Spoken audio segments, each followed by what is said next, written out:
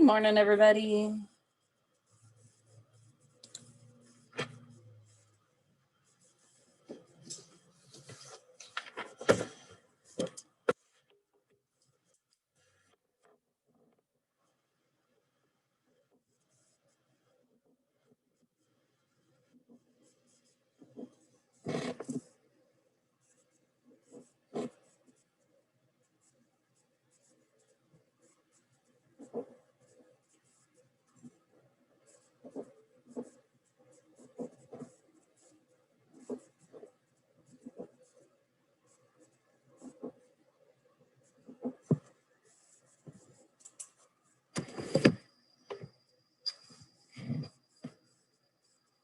Okie dokie, we'll wait just another minute or so to see if anybody else signs on, and then we'll go ahead and get going.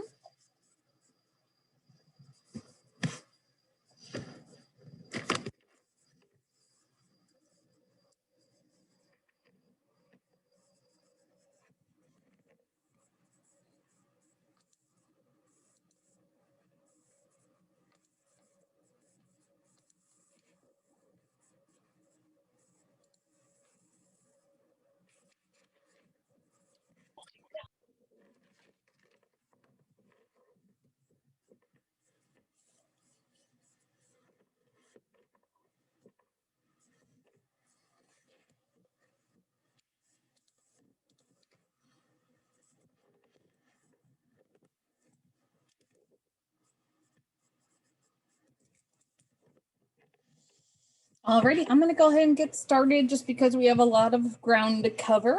I always underestimate how long it's going to take me to do eating disorders, and then I remember that I give schizophrenia too long, so it'll all work out, I promise, and we'll get through all the material before your next exam without a problem. I know you're all like, oh, we were so worried after my years. Like, you could have just had less material on the exam. I promise it'll be fine.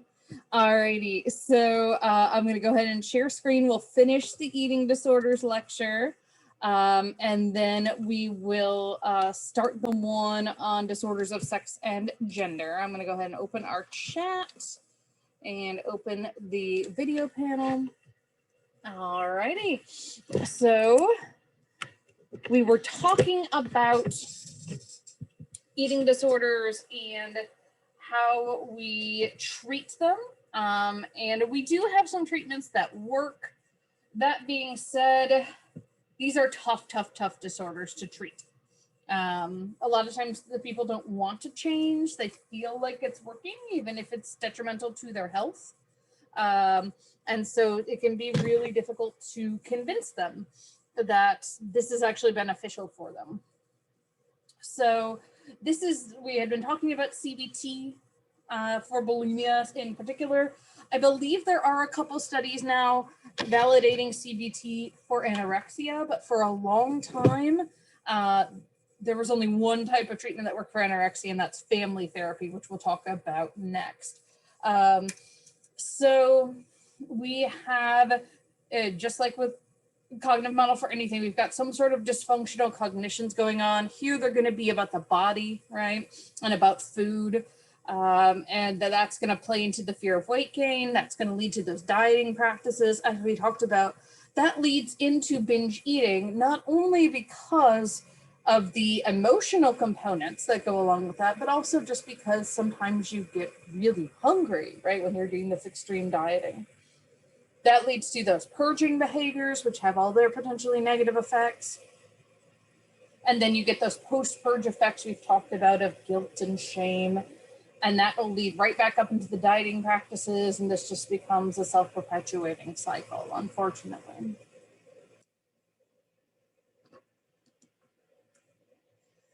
So the family systems approach is the next approach we're going to talk about. And as I mentioned, this is, for a long time, the only therapy that was validated for anorexia, and still is the best way forward for adolescents with anorexia nervosa.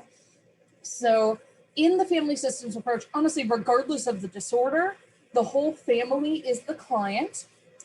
So the intervention is going to involve the entire family, And the assumption is that the eating disorder that one person has is actually just indicative of a problem with the broader family spectrum. So that enmeshment we've mentioned in passing already, other issues going on in the family. So parents are first urged to actively oppose the child's disordered eating behavior, which is something that a lot of times they haven't been doing. Unfortunately, sometimes parents encourage it because they think weight loss will help their kids get ahead, or they just don't notice, because unfortunately some of these folks who have anorexia or even bulimia are really good at hiding it. So once the eating disorder has diminished, therapy will then focus on decreasing that enmeshment. So you're starting to identify impediments to autonomous functioning. So what's getting in the way of that adolescent feeling like this, that they can control their life, that this is the only thing they can control, and thus they need to do this in order to feel that sense of control. So a big part of what we do for people who, especially who are at low weight with anorexia nervosa, or even at low rate with bulimia nervosa, which can happen, is we want to get them to a weight that's livable, essentially. There are certain weights, and again, it depends on the person and their functioning, but once you're below a certain weight, that's the only thing we can focus on, because if we don't, you're not going to survive, unfortunately. So we want to restore them to a proper weight, right? And sometimes that is just squeaking their BMI above the low end of the healthy. We used to set 18.5 or 19 as our BMI goal for clients, and we would always calculate their weight into BMI. Just because in some ways that's harder for them to wrap their heads around, because they're used to looking at the scale. So sometimes they'd go along with that better. Also, they're going to have malnourishment if they've only been eating 200 calories a day. You're just not getting a balanced diet in that, right? So there might be some very specific things you're missing. And try to restore them to these, what we think of as more normal eating habits. Again, we try to get them eating 3 meals and 3 snacks per day, for example. So in the past, and honestly, currently, for those who can afford it, a lot of this treatment takes place in a hospital, an inpatient hospital setting. Now it's often offered in an outpatient setting, sometimes what's called an intensive outpatient setting, where you go to therapy for 6 to 8 hours per day, but then live at home. In life-threatening cases, clinicians may need to force tube and intravenous feeding. So basically, they put a tube in your stomach or an IV, just to keep the person alive, essentially. This can breed disgust and distrust in the patient and create a power struggle between the clinician and the patient. And again, patients are really good at manipulating things. So there are horror stories of patients who have actually used their stomach tubes to push things out, for example. So obviously this is not a first resort. This is something that you sometimes have to resort to, again, just to keep the person alive. The most common technique now is the use of supportive nursing care and high-calorie diets, and necessary weight gain is often achieved in 8 to 12 weeks. You have to go somewhat slowly. Something that the diet industry never tells you is it's actually not good for your body to gain or lose more than like a pound or 2 a week. Okay, we're told I lost 10 pounds the first week, and that's what you should be shooting for. That's really hard on your body, right? If it happens occasionally, great, but if you're trying to sustain that, well, I mean, it might not be good, right? And sometimes you lose 10 pounds in a week it's because you have the flu, so it's not great, right? But what I'm saying is it might not be harmful to you in the long run, but any loss or gain that's above that is potentially really hard on all your body systems, your digestive system, your endocrine system, your bones, things along those lines. And it's really hard because every time they start to gain weight, particularly if you have to focus on this first in the absence of other therapies, right? they're still going to have the thoughts, right? And they're still going to have the feelings about gaining weight. And so they will rebel against this because their body and their mind are telling them this isn't okay. So in terms of lasting effects, lasting changes, researchers have found that people with anorexia must overcome those underlying psychological problems in order to achieve lasting improvement. And this is true of bulimia nervosa as well, and binge eating disorder. So therapists will try to help their patients recognize their needs for independence and control. They'll use a mixture of therapy and education to achieve this broader goal. And it can be individual therapy, family therapy, group therapy can be helpful here sometimes. And they help patients recognize and trust their internal feelings. So I actually done some research on this area in particular. This is called a lack of interoceptive awareness. You all don't need to know that term, but essentially, not only do they tune out their physiological sensations, so they don't actually have the same recognition of when they're hungry or full, but also they tune out their emotional sensations. So sometimes it's like they have to relearn how to feel. Another focus of treatment is correcting those disturbed cognitions, especially client misperceptions and attitudes about eating and weight. One of the biggest names in treatment, he's actually developed what he calls a transdiagnostic treatment, Christopher Fairburn. His book, where he presented that treatment, really focused on this because he said, if we don't fix this, we haven't actually fixed the person. Like, this is what sticks around the longest. This is what causes people to lapse back into those old behaviors. And it's also the hardest thing to change. So we would incorporate cognitive approaches, trying to help that person recognize their disturbed cognitions, start to think in more realistic ways again, right? We're never going to be too optimistic. Think about Aaron Beck joking with the lady about divorce, right? It'll be, yeah, like you're still going to feel pressure from society, right? To lose weight. Like that's not going away anytime soon, unfortunately, right? But how can we rebel against that? We also try to educate them about those body distortions by doing activities like the one where I described my client thinking I had underestimated her weight or her waist and hips, when in fact she's the one who way overestimated. Another focus of treatment, particularly again for adolescents, is changing those family interactions. So family therapy is really key for anorexia nervosa because these family issues are so wrapped up in it in most cases. And the main issues are often separation and setting boundaries. So some pros and cons of treatment here. Weight gain is quickly restored. We know how to do that medically. And about 83% of patients still showed some improvement after several years, which is great. If you are someone who menstruates, that will return with a return to normal rate. Any sort of like osteoporosis or whatnot that you've started to develop does tend to go away. And the death rate from anorexia nervosa is declining as we figure this out. Now, that doesn't mean that it's not still the most deadly psychological disorder. It doesn't mean that, you know, we magically cure everybody. These are really hard disorders to treat, and a lot of these folks just don't want help.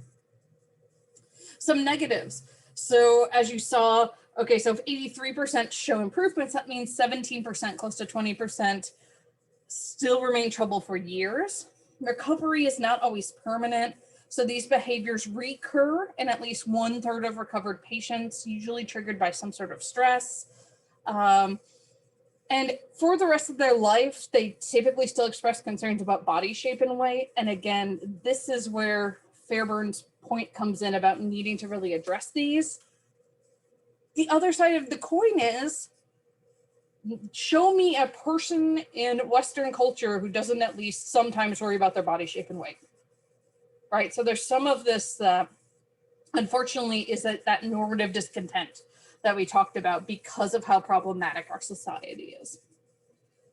And lingering emotional problems are common, particularly if they also had a mood disorder, an anxiety disorder, along with the eating disorder, which is very common. To the point that when I was in grad school and I'd read studies, and they've started straying away from this now, but it used to be when they did studies of therapy, they would screen out everyone who had another disorder. So you could only be in the trial if you only had an eating disorder. And I was literally like, where do they find these people? Because I think I only had one client ever who only had an eating disorder, who came in for an eating disorder. Everybody else had mood disorders, anxiety disorders, personality disorders, sometimes a combination of those. And so I'm glad they've started going away from that, because obviously those trials didn't necessarily reflect what happens in the real world, which is why our therapies weren't perfect, honestly. All right, so in terms of treating bulimia, and I do have to say that treatment for binge eating disorder can be very similar here. In fact, Fairburn, the same guy I mentioned, has written an excellent self-help book just called Overcoming Binge Eating, and it can be equally well applied by someone with bulimia nervosa or someone with binge eating disorder. The mechanisms of binge eating are the same. So you want to eliminate those binge purge patterns, or just binge patterns in the case of BED. Establish good habits. Again, eating regularly, starting to learn to listen to your body. And a big thing, again, going back to, we have to look beyond just the behavior. What's the underlying cause? What are the thoughts? What are the emotions they're experiencing, right? So programs for bulimia nervosa really emphasize education as much as therapy. So a lot of the same things I've been telling you all about how inefficient bulimia is and all of the health consequences would be a part of the therapy. So in terms of what we call insight therapies, which is another term for talk therapies, CBT or just CT helps here. So you help clients recognize and change their maladaptive attitudes. But here you can see, okay, great, as many as 65% stop the binge purge cycle, but that means there's 35% that still do, right? So again, we're always looking to improve this. IPT can be used here, particularly if they are having interpersonal issues.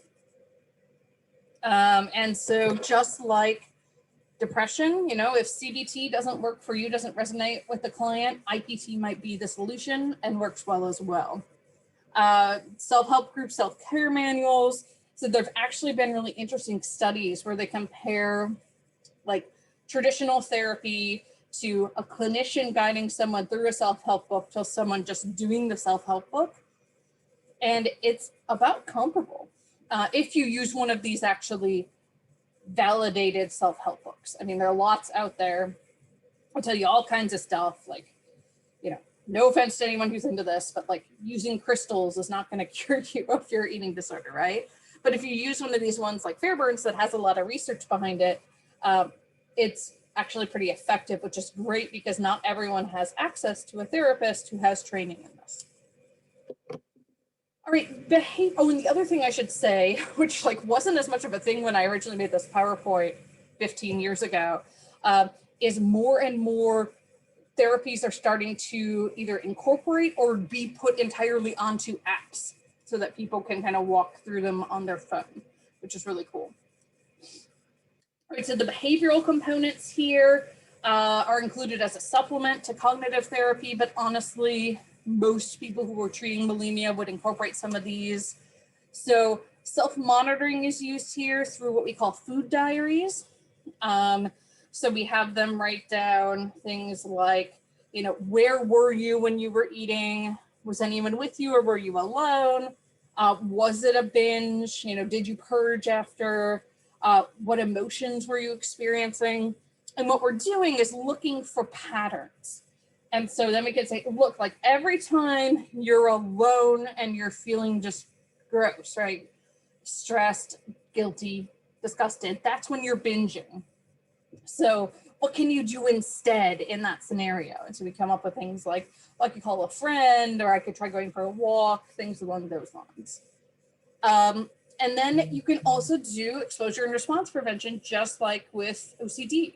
So here you would have the person eat, and the therapist would eat with them, some sort of food that would often trigger sort of a binge and purge. And then you have them sit with you, and you don't let them go to the bathroom for a certain amount of time so that they can't purge it. And just like someone with OCD with a blob of peanut butter on their hand, this is not going to hurt them, but it sure feels like the boogeyman is in the room with them. So there's a lot of relaxation and reassurance that goes on during this piece. Antidepressants can also be helpful in the case of bulimia nervosa. I would not recommend these in absentia of some sort of talk therapy, particularly with a behavioral component. But the most common is SSRIs, so things like Prozac, and they will help up to 40% of patients. But like I said, these are not just going to magically go away with medication. Therapy really is needed. All right, group therapy can be really, really helpful here. It provides an opportunity for the patients to express their thoughts, concerns, and experiences with one another and find some commonalities. I have co-led several different groups for this, one that was actually based on Fairbairn's book. And it's so interesting to watch them as they talk together, and it's like they get mad because they realize that they've all bought into this idea, right, about dieting culture and about how they should look and how that should make them feel. And it's like, wow, like we've been duped, kind of, right? And they help each other figure out, problem solve, what can you do if you feel like binging, things along those lines. This is pretty useful. It's helpful in at least as many as 75% of the cases. That's better than any of our individual therapies. But oftentimes you would pair this with them also getting an individual therapy.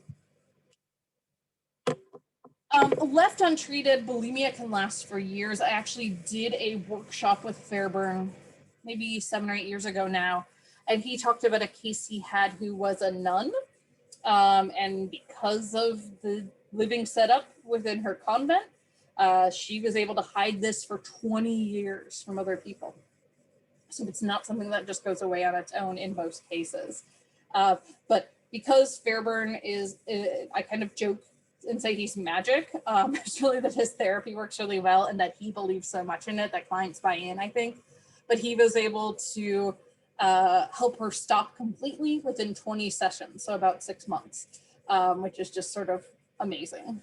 He's British. He has a great soothing voice. That's why I sort of joke that he's like this magic eating disorders treatment person. So treatment provides immediate significant improvement in about 40% of cases, and then another 40% show moderate improvement. So again, we're not perfect with these, right? We're always trying to make these better. So recently people have been incorporating techniques from what we call acceptance and commitment training, which you think, based on all the other treatments we've been talking about, would just be abbreviated as ACT. But if you say that in front of a therapist who practices this, they will be outraged because it is ACT. It is ACT. But it incorporates mindfulness and values-based things that can be really helpful here. In fact, one of the things that we added to Fairbairn's treatment when we were doing the group therapies is an exercise called mindful eating, where you actually take a raisin and it takes you about 5 minutes to eat it. Because you do things like look at it, smell it, feel it, put it next to your ear and hear the little crinkle it makes, and then finally put it in your mouth, but then you hold it there and kind of get the sensations. And the idea is not that you should use this extreme for everything, but that we often are not taking the time at all to appreciate our food, right? And to sit with our food and understand what we're even tasting. However, 10 years after treatment, about 90% of patients have partially or fully recovered. Again, Not always true if they haven't been in treatment. So I think sometimes it takes a while for this stuff to sink in. Relapse can be a significant problem, even though we don't, at least the way I was trained, we try not to use that terminology.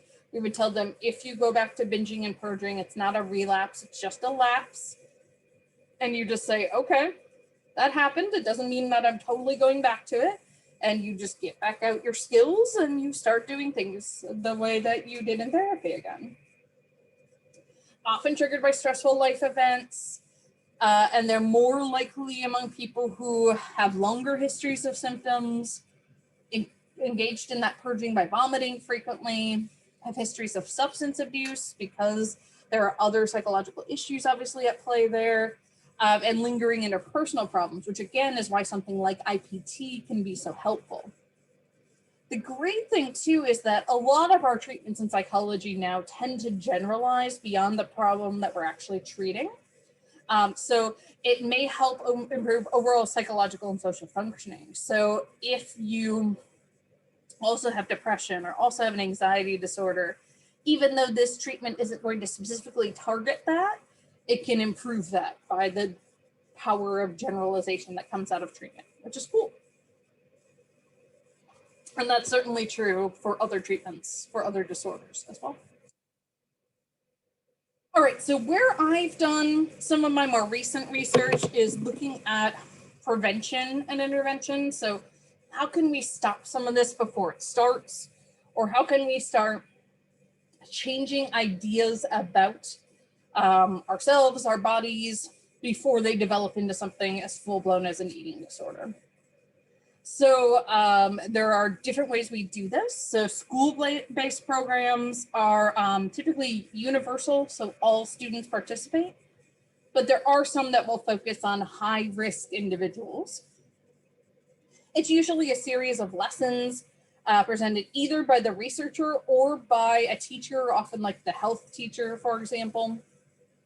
And it depends on the program, what they focus on. A lot of them will focus on media literacy, so looking at how things are photoshopped, things along those lines. But they can explain eating disorder symptoms, healthy eating habits, talk about body image or self-esteem. Typically, there's some combination. There are more and more internet-based programs where they have online lessons and either real-time like Zoom meetings or just like discussion boards. My favorite thing, when these first started developing in the early 2000s, I read an article and they were so surprised. They were like, people use the discussion boards most commonly between midnight and 4 a.m. I was like, yeah, that's when like college students have downtime after they've done everything else they need to do, right? So I just thought that was a funny lack of insight by the researchers. High-risk settings. So going into places that we know are prone to eating disorders. So the study that I really love here, I've referenced earlier in the semester, this is the Perron study, where she went into an elite ballet school in Toronto, Canada. And her goal was to decrease the emphasis on weight and shape by changing really the whole culture of the school. The way the school thought of diversity of body types, of puberty, of growth. The really cool thing about this is that she didn't just go in and like say, this is what we're gonna do. She actually had focus groups of the girls and asked them, what are the issues that need to change in order for you to feel more comfortable in your bodies? And then because those went so well, those actually continued as part of the program, which was really cool. So they were like a support group and a check-in for how the program was working. So the girls said, the teachers need to stop making comments about our weight, for example, that would help. And teachers so then were given that instruction and told like emphasize conditioning instead of weight, for example. The students would talk about eating practices and body image. Because Neva Perron is who she is, they talked about like feminist ideas as well. The students felt really empowered by the fact that they were a piece of the planning. And this led to a significant decrease in dieting, binging, vomiting to purge, and laxative use, like huge drop off. So she published this in 1999. And then the sad thing was when I met her, I believe in 2003, she was telling me I have to go back in because they've already sort of undone what I did, right? So it's really hard to sustain some of this. And then in terms of therapy or treatment-based programs, you know, there's lots of really cool stuff around this, doing like CBT body image interventions, doing different things in inpatient programs. So a lot of them have started to incorporate yoga, for example, as a way of not only teaching that exercise can be really different than a lot of the ways these people have used it, but also getting in touch with your body again. And there's some really nice results with that. And then one of the most effective interventions that's sort of therapy related is called the Body Project. And it's what's called a dissonance-based intervention because it uses the principle of cognitive dissonance. And for those of you who are like, that's something in my head, but I don't remember what that is. It's essentially challenging a commonly held thought, right? And it's really hard for us to do that. And so we sort of struggle with it. And the idea is that struggle is so poignant for us that it sort of sticks better than just telling someone this. So a lot of what they do in these dissonance-based interventions is have people like stand in front of a mirror and name only good things that they see about their bodies. Like, when was the last time you did that? I mean, if you're very body confident, maybe this morning. For most of us, we can't think of when that was, right? Maybe we've never done that, unfortunately. This is hard, because we have to fight against everything we're used to doing in terms of, you know, dismissing positive things about ourselves. And that's one of the reasons why it works so well. So I have done some research with very brief dissonance interventions, really just having people write one statement that's good about themselves. And I know some of you may have participated in this research over the years. I've done it with women and started trying to do it with men, and then COVID hit. So we'll get back to it. And it's sad. It's like you tell people to write something positive about themselves, and some of them will just sort of stare into space for a couple minutes, like until they can think of something. Like, we're so not used to doing this that people struggle. So do these prevention programs work? So this is an older meta-analysis, but what they found at that time is that at least half of them were leading to significant reductions in at least one risk factor for eating disorders. And about a quarter of them led to significant reductions in eating psychopathology. But the average effect sizes weren't great. And in fact, Stice, who is the first author on this, is one of the people who developed the Body Project along with Carolyn Becker. So I think a lot of that development was motivated by this, right? Like, the programs we have aren't working. So what can we do to actually help? And the Body Project's really cool because it has been used with sororities around the nation. There is a kids version that's developed and been used worldwide with the Girl Scouts and Girl Guards. So lots of cool things that can be done with that. Alrighty, so that is the end of our eating disorders lecture. And I am gonna pull up our lecture about sexual disorders and dysfunctions. So I know we're all adults, but this is still sort of like awkward for people sometimes. If we were in class, I'd make you all say penis, penis, penis, vagina, vagina, vagina out loud. I won't make you unmute and do that because it'll just be a cacophony. But just sort of know, again, we're all adults, right? We can all handle this. But it is awkward, right? Because we are living in a culture that, as much as we sexualize everything, we don't like to talk about sex, right? So I'm just going to put that out there that I personally feel like we need to normalize it more. And that it's really important to talk about these disorders because, as you'll see as we go through these, some of these affect a pretty substantial portion of people, and yet they're never talked about. So a lot of people have them and never get treatment for them because they think there's just something messed up with them. And again, these actually can be fairly common.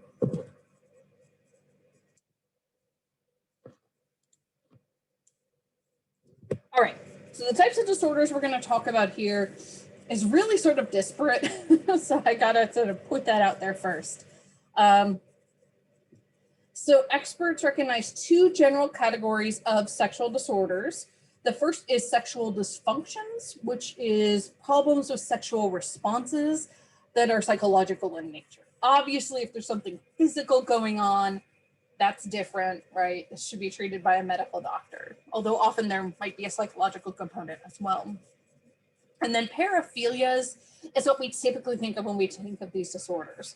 So these are sexual urges and fantasies in response to socially inappropriate objects or situations. So let me say that definition again, because it's pretty specific. So there's sexual urges and fantasies in response to socially inappropriate objects or situations. That socially inappropriate component is really important, because if we think back to the beginning of the semester when we talked about what is abnormality, right? And a lot of times it's defined by society. So these paraphilias have changed over the years. So for example, until the 1970s, and those of you who took personality with me last semester, we looked at this in a lot of detail, right? Homosexuality was considered a paraphilia. So just sort of know that that's not true anymore. And I think there's a lot of appropriate shame in psychology for how we've treated people who are part of the LGBTQ plus community over the years. And that's what leads to my issues with the last thing. It's sort of ironic that we're doing this right after Trans Day of Visibility. So gender dysphoria is the diagnosis that can be given to trans individuals so that their insurance will pay for their medical treatments, which, you know, you can't get in Alabama anymore. Anyway, sorry, a lot of anger. This used to be called gender identity disorder. There was a change acknowledging that this is not a disorder. Instead, it is like a dissatisfaction. So there is some movement in the right direction there. And having talked to trans advocates, many of them like the fact that gender dysphoria exists simply because it gives them a diagnosis that gives them access to hormone therapy, surgery, whichever treatments they choose to go through. That being said, if I step back from that and I'm in my feminist mind, I have a real problem with this, right? Because we're saying that people who are trans are psychologically problematic. And that's stigmatizing. And that's, in my opinion, wrong. And I think in another 30 years, we'll be just as embarrassed that we did this as we are now that we considered homosexuality a paraphilia. Hopefully we get to a world where you don't need to have a diagnosis to undergo this treatment. I understand the utility now. And so for that reason, I stand with those trans rights advocates, and I say, yes, if this needs to be there for that purpose, great. But yeah, I just want to live in a world where we don't have to pathologize people who we don't understand. Oops. Alrighty, so sexual dysfunctions, again, are things that we don't typically think about as psychological disorders. And to be perfectly honest, sexual dysfunctions are things we just don't typically think about. So these are disorders in which people cannot respond normally in key areas of sexual functioning. So as many as 31%, almost a third of men, and 43% of women in the US suffer from such a dysfunction at some point during their lives. That's a big chunk. Remember, some of the other percentages we've been looking at are like 0.3, right? Not 31. So again, this is why it's so important to talk about these, because so many people are suffering in silence. And honestly, these numbers are probably underreporting because people don't even talk about it or go in for treatment. These are very distressing for people, and they can lead to sexual frustration, guilt, loss of self-esteem, and interpersonal problems with your partner, particularly if sex is a big part of your relationship or your partner's priorities. All right, so this is based on the work of Masters and Johnson. So if anyone ever watched the show Masters of Sex, true story, they did a lot of experiments to try to figure this out. One thing I'll say is that they used to believe there was what they called a plateau phase, and that's been kind of ruled out. And there is some question about, you know, how long do each of these last, et cetera, et cetera. But it gives us some information, right? So there are 4 phases. The first is sexual desire, which is the urge to engage in any type of sexual activity. So the urge to have sex, sexual fantasies, sexual attraction to others, and this doesn't have to lead to sex, right? You can just feel sexual desire and that's where you stop that particular day. Then there's the arousal or excitement phase. This was marked by changes in the pelvic region, general physical arousal, and increases in heart rate, muscle tension, blood pressure, and rate of breathing. There are a lot of physiological changes that go on. And it consists of the psychological experience of arousal and pleasure as well as the physiological changes.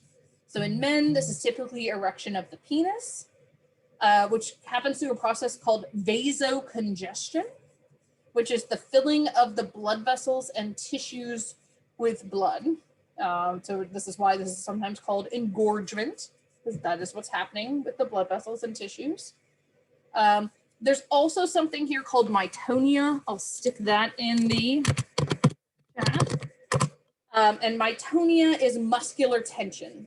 So during the excitement phase, sorry, it's myotonia. So during the excitement phase, many muscles in the body become tense. And then there's the orgasm phase. So following excitement and again, the old thing they talked about as plateau, which probably doesn't exist now. Then you experience orgasm. And sexual pleasure peaks and sexual tension is released as muscles in the pelvic region contract rhythmically. And for men, this means semen is ejaculated. And physiologically, this is the discharge of that built up muscle tension, the myotonia we just talked about. After orgasm, males have a refractory period during which they cannot achieve full erection and another orgasm. So following orgasm, there is a 4th stage called resolution. And here all the muscles relax.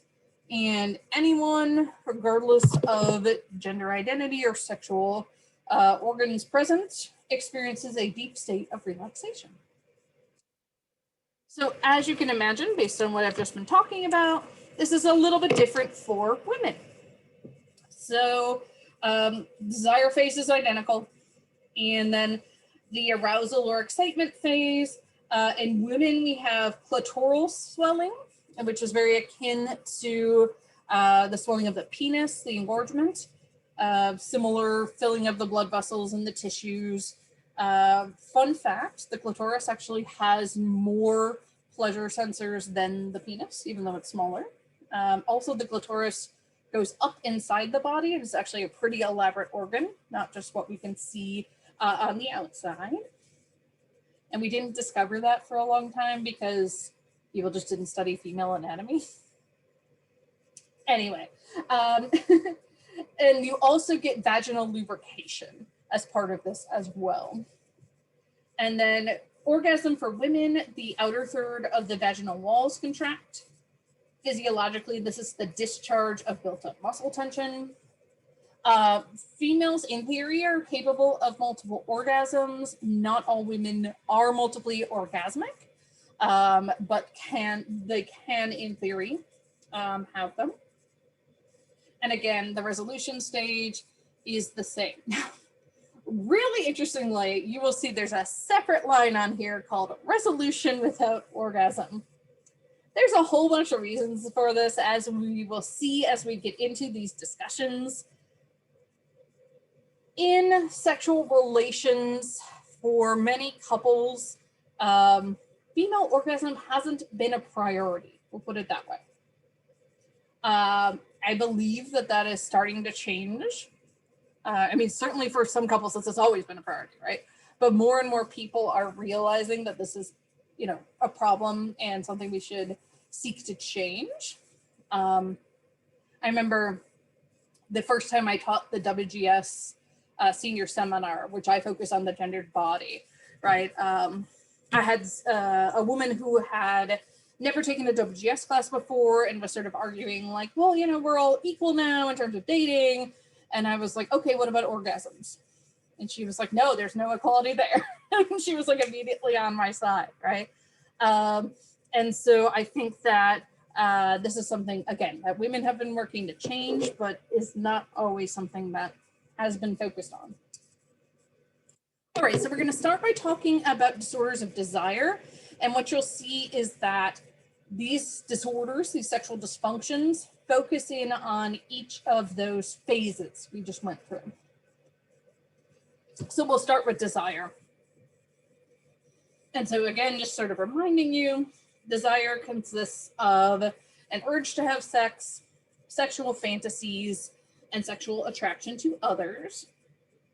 And there are two dysfunctions at this phase. There is male hypoactive sexual desire disorder, and then female sexual interest / arousal disorder. Do I have my other slide on this? I do. Okay, so male hypoactive sexual desire disorder is characterized by a lack of interest in sex and little sexual activity. If stimulated, the physical responses may be normal. And one thing I've got to sort of like sidestep as I'm talking about these is we are pathologizing these when they don't necessarily need to be pathologized. So there are some people where sex is just not an important part of their lives. There are people who identify as asexual in terms of their sexuality. And that is all, again, on the spectrum of normal, right?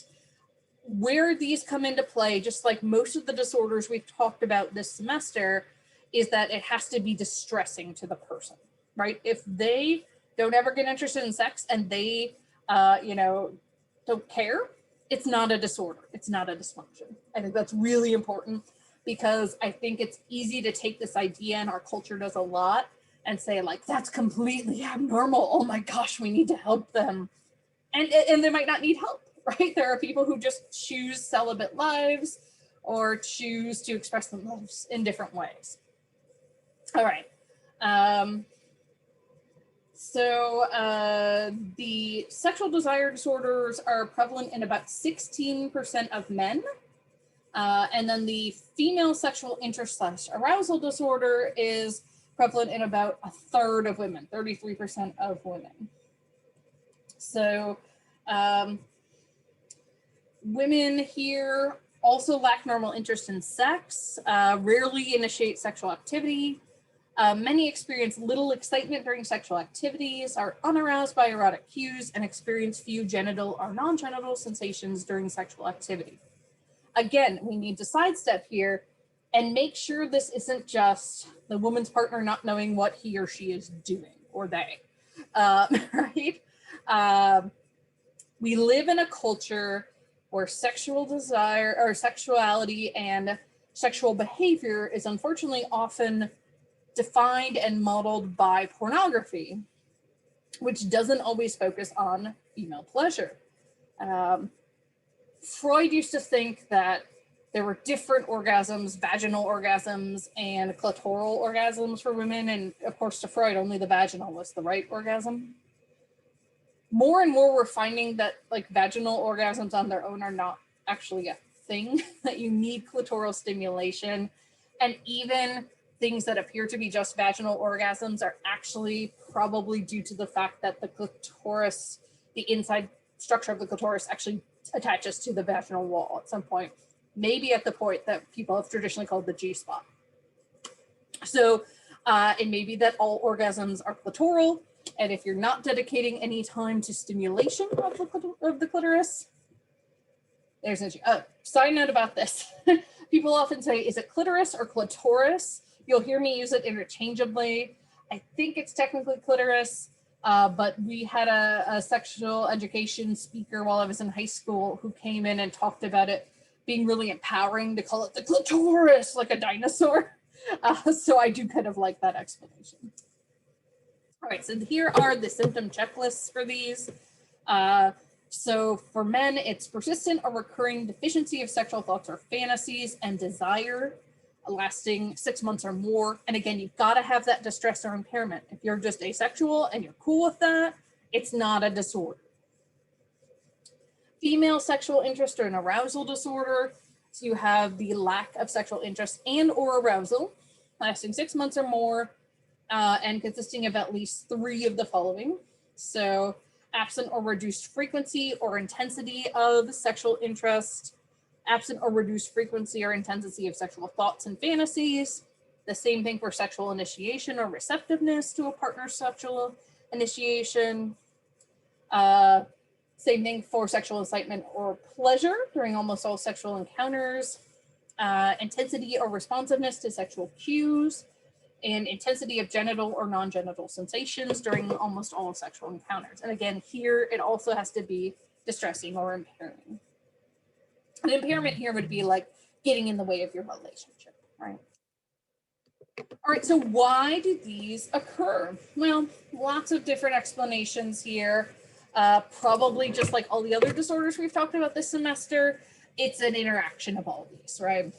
So biological causes, a number of hormones interact to produce sexual desire and behavior. Abnormalities in their activity can lower sex drive. And these include the ones we typically think of, testosterone and estrogen, but also prolactin. And one really important note about hormones is that people of all genders have all these hormones. We tend to think like, oh, it's only testosterone in men, it's only estrogen in women. All of our bodies have both, right? So that's really important to note. And sometimes it is, testosterone being off in women that can be related here. Sex drive, however, can also be lowered by chronic illness. Some medications, in particular some antidepressants, do this. Some psychotropic drugs I mentioned, and a number of illegal drugs as well. Now, how about psychological causes, right? It wouldn't be in the DSM if there weren't some psychological issues here. So a general increase in anger or anxiety can reduce sexual desire because you just don't have time to stop and think, right? You're overwhelmed.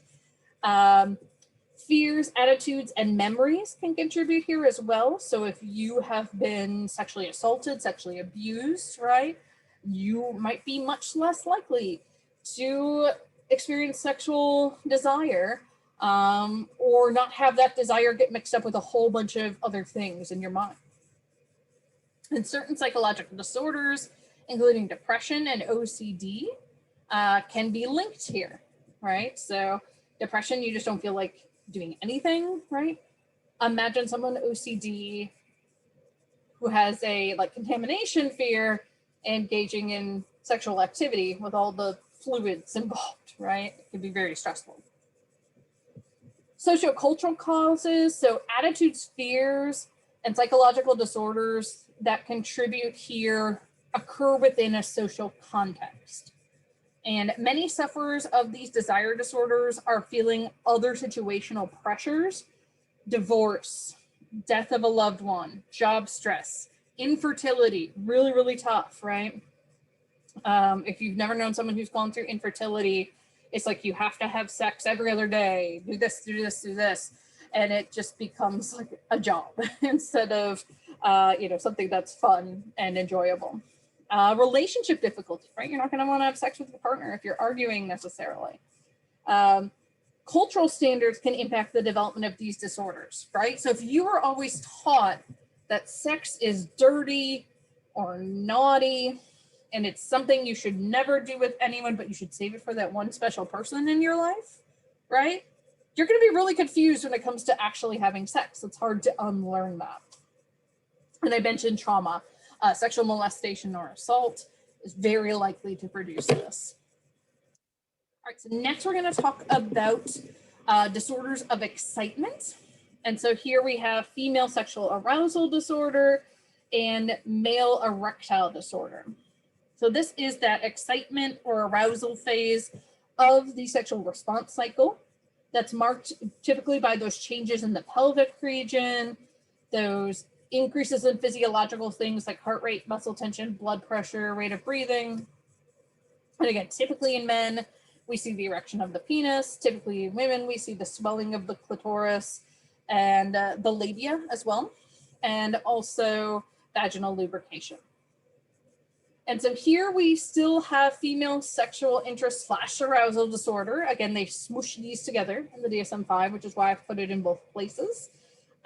Once upon a time, this was called frigidity. Not joking, that's what they called this.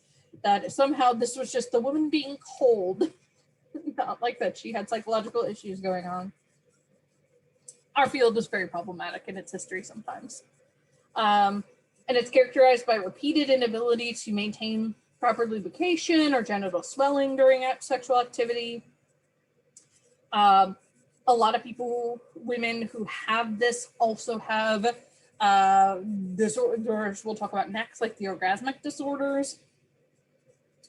And it's estimated that more than 10% of women experience this, particularly the arousal component. And for men, this was once just called impotence, and still it's sort of called that, right, medically. And it's technically in the DSM, male erectile disorder. And it's characterized by repeated inability to attain or maintain an adequate erection during sexual activity, or a decrease in erectile, there we go. Not electional, rigidity that interferes with sexual activity for 6 months or more. And again, about 10% of men suffer from this. According to surveys, though, about half of all men have some sort of erectile difficulty during intercourse at least some of the time. So much more common to have that piece. Most cases of erectile disorder result from an interaction of biological, psychological, and social pressures. So even minor physical impairments of the erection response may make a man vulnerable to the effects of these psychosocial factors because of how much emphasis is put in our culture on male sexual prowess. In terms of biological causes, the same hormonal imbalances we just talked about can also be involved with male erectile disorder. Most commonly, there's also some vascular problems involved, so something with blood pressure or heart issues. And in fact, you have to be kind of careful prescribing things like Viagra because they can actually interact poorly with some heart medications. Erectile disorder can also be caused by damage to the nervous system from varying diseases, disorders, or injuries. Obviously, that wouldn't be the psychological component, but the psychological component could stem from it. And again, people don't usually, even medical doctors don't bring this up. So my psychologist supervisor on the spinal cord injury unit had just sort of taken it upon herself to discuss things like erectile dysfunctions with her male clients, and because none of the medical doctors did. So even though it's clearly not within her purview, she was the one who was talking to them about like penis pumps and injections and things along those lines. Unfortunately, sort of the side note with that, it's sort of an ableist assumption that if you have a spinal cord injury or some sort of disorder, you're not going to want to engage in sex, which is just sort of mind-boggling. Anyway, the use of some medications and substances may interfere here as well. And medical devices have been developed for diagnosing these biological causes. So one is the NPT here, the nocturnal penile tumescence measure. And men typically have erections during REM sleep, and abnormal or absent nighttime erections usually indicate a physical basis for erection failure. So this can be a really helpful diagnostic tool. You would essentially do it during the sleep study. Psychological causes, any of the psychological causes we've already talked about can apply here as well. For example, as many as 90% of men with severe depression experience some form of erectile disorder. And one well-supported cognitive explanation for this emphasizes performance anxiety and the spectator role. Again, a lot of this comes from the work of Masterson Johnson. Once a person, honestly, this can happen to someone of any gender, begins to have some sort of issue here. So we'll say men with erectile difficulties here. He will become fearful and worried during sexual encounters. So instead of being a participant, he becomes like a spectator and a judge of himself, right? And it's really hard to like get into the moment when you're just judging yourself the whole time. So this creates a vicious cycle of sexual dysfunction where the original cause of the erectile failure becomes less important than that performance anxiety, that fear of failure. In terms of sociocultural causes, the things we talked about already, any stressor can be interfering here, and job and marital distress are particularly relevant as well. All right, so now we're going to talk about disorders in the orgasm phase. So there is what used to be called premature ejaculation, is actually now called early ejaculation. And this is characterized by persistent reaching of orgasm and ejaculation with little sexual stimulation. So this is diagnosed in men. So about 30% of men experience premature ejaculation at some time in their life. Psychological and particularly behavioral explanations of the disorder have received more research support than other theories. It may be related to anxiety, hurried masturbation experiences, or poor recognition of arousal. It tends to be typical of young, sexually inexperienced men. And there's a growing belief among many clinical theorists that biological factors may also play a key role here. So one theory states that some men might be born with a genetic predisposition to premature ejaculation. A second theory argues that the brains of men with rapid ejaculation contain certain serotonin receptors that are overactive and others that are underactive. So maybe there's something with their neurotransmitters going on. A third explanation holds that men with this dysfunction experience greater sensitivity or nerve conduction in the area of their penis, so thus orgasming more quickly. And then what used to be called male orgasmic disorder is actually now called delayed ejaculation. So early ejaculation is what used to be called premature ejaculation, and then delayed ejaculation used to be male orgasmic disorder. And this is characterized by repeated inability to reach orgasm or by a very delayed orgasm after normal sexual excitement. This is less common, but still occurs in about 8% of the male population. And biological causes here include low testosterone, neurological diseases, or head and spinal cord injuries. Antidepressants, so SSRIs in particular, and other drugs that slow down the central nervous system can also affect ejaculation. A leading psychological cause appears to be that same performance anxiety and spectator role that we just talked about. And another psychological factor may be past masturbation habits. And this disorder may develop out of some of the desire disorders as well. Can PTSD contribute to this as well? Definitely.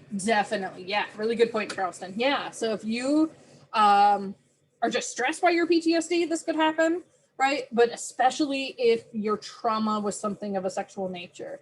So for example, while I was at the VA, I worked a little bit they typically worked with the male therapist, but I was able to co-lead a group for male survivors of military sexual trauma. So men who had been raped by their fellow service men. It was always men, unfortunately, and the ones that I saw. That is so hard for men to wrap their heads around being abused by another man, that yes, this definitely could play into that. Yeah. Really good point. All right, and then there's female orgasmic disorder. And this is, again, characterized by a persistent delay in or absence of orgasm following normal sexual excitement. This happens to about a quarter of women, about 25% of women. And like the most sad statistic related to this for me is 10% of women or more, again, these are all based on self-report and a lot of people don't talk about it, have never reached orgasm.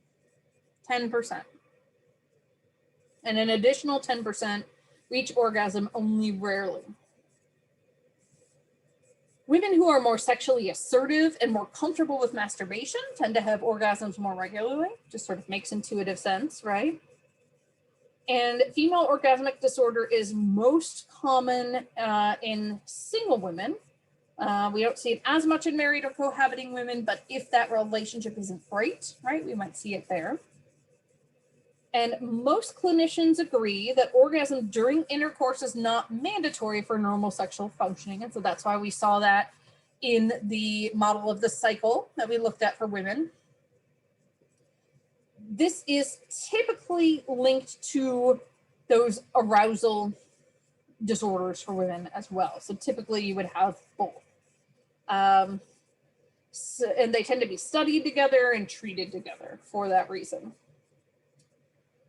In terms of biological causes, a variety of physiological conditions can contribute here, including diabetes and multiple sclerosis, among others. The same medications and illegal substances that affect erection in men can also affect arousal and orgasm in women. Postmenopausal changes may be related. However, there's also some research to suggest that postmenopausal women experience more sexual pleasure and enjoyment, perhaps because they're no longer concerned about accidentally getting pregnant. Psychological causes here, all the ones we've talked about already, memories of childhood trauma, relationship distress, just like Charleston just said for the men, PTSD. I had a client who was a survivor of military sexual trauma, but had also been abused sexually as a child. Her story was so hard to listen to. And when she was in consensual sexual positions with her husband, sometimes she would have a flashback, right? And like feel like she was being sexually assaulted, even though it was consensual. So obviously that's going to interfere with your ability to orgasm, right? Some trauma survivors also experience pelvic pain as a result of their trauma, and it's harder to orgasm when you experience pain, for example. Sociocultural causes. For decades, the leading sociocultural theory of female sexual dysfunction in general was that it resulted from sexually restrictive cultural messages, particularly aimed at women. This theory, however, has been challenged because sexually restrictive histories are equally common in women with and without these disorders. And cultural messages about female sexuality are being changed and challenged, but the rate of these dysfunctions stays constant. And researchers suggest that unusually stressful events, traumas, or difficulties in relationships may produce fears, memories, and attitudes that characterize these dysfunctions. They've also linked certain qualities in women's intimate relationships, such as emotional intimacy, to orgasmic behavior. So you're more likely to orgasm if you feel an emotional connection with your partner, for example, although that's not universally true for all women. All right, and then there is one that it's sort of, you might be like, well, this just seems like a physical disorder, but there are certainly psychological components, which is why we talk about it here. So genital pelvic pain / penetration disorder. These are dysfunctions that don't fit into a specific phase of the sexual response cycle, and they're characterized by enormous physical discomfort during intercourse.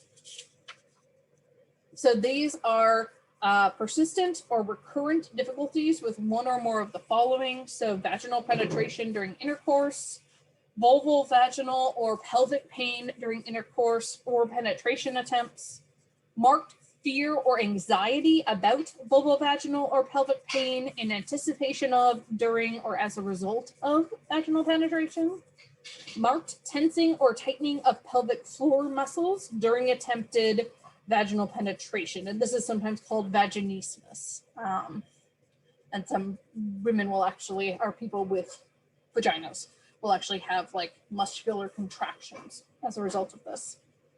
To be diagnosed, your symptoms have to last at least 6 months and cause significant distress. And there are specifiers here. So lifelong, this has always occurred since you were sexually active. And then acquired is maybe you've had a period of normal sexual activity or functioning, and then this developed. Not surprisingly, this is also very commonly linked to sexual or physical abuse. It can onset after a history of vaginal infections, whether yeast or bacterial. And pain or during tampon insertion or inability to insert tampon before any sexual contact is a big risk factor here. So lots of different reasons this can happen. Again, you always want to be working with like an OBGYN to treat the actual physical parts, but that fear or anxiety part will often require some psychological intervention as well. All right, so how do we treat these? So modern sex therapy is short-term and instructive. I did get some training in this, although I've never had the opportunity to really do this. But we did have a seminar with a therapist who focused on sexual dysfunctions, and it was really interesting. So therapy is typically pretty short, maybe 15 to 20-minute sessions, and it's centered on specific sexual problems rather than on broad personality issues. Modern sex therapy includes assessing and conceptualizing the problem. So you would, in addition to sort of your normal intake, you would take a sex history. When did they first have sex? When did they first start having problems? Things along those lines. How many partners have they had? Sometimes, again, you're going to refer the person for medical tests to check functioning. Another thing is assigning mutual responsibility for the problem. A lot of times, people want to blame it on the person who's having the issue. And in fact, what the sex therapist would work on is that both partners share in this problem. And that, you know, by improving communication, for example, that can help to make this better. Couldn't think of the phrasing for some reason. Education about sexuality. So talking about physiology, techniques. Again, sadly, a lot of people don't realize that like women need clitoral stimulation. Attitude change, so challenging myths like a man is always interested in and ready for sex, or if a woman can't have an orgasm quickly and easily, there's something wrong with her, or all touching is sexual and should lead to sex, right? You need to challenge those ideas. Getting rid of that performance anxiety in the spectator role. Sometimes couples are encouraged to engage in what's called non-demand pleasuring. So just engaging in, sexual things up to before penetration without the, like, we both have to have orgasms hanging over their head. Increasing sexual and general communication skills. Giving instructions to each other in a productive manner, for example, telling your partner what you like and don't like. It's amazing how many people don't do that. And then changing destructive lifestyles and marital interactions. If you work on the relationship in general, a lot of times that will improve what happens in bed. And then again, if there are physical and medical factors, getting those addressed and addressing anxiety related to those, right? So you want to make sure you can help the person cope with the fact that they do have these physical issues if they exist. Alrighty, so we will pick back up talking a little bit more about treatments on Tuesday, and then we will talk talk more about the paraphilias and a little tiny bit about gender dysphoria as well. Alrighty, so I will do my typical thing of hanging around a few minutes in case anyone has any questions. If not, everybody have a good weekend. Take good care of yourselves, and I will see you next week. Have a great weekend. You too.